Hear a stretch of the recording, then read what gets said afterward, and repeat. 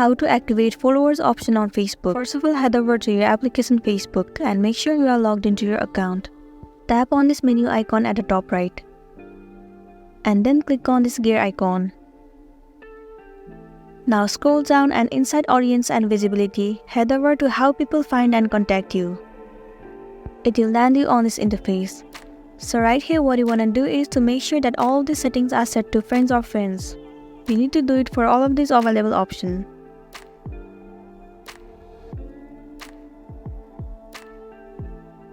And once you are done, go back to the previous page and head over to followers and public content. So likewise in this page, you need to make sure that all the settings are set to public. So that's it, and this is all you gotta do in order to activate the followers option on Facebook. I really hope this video is gonna be helpful for you. Thank you for watching it till the end.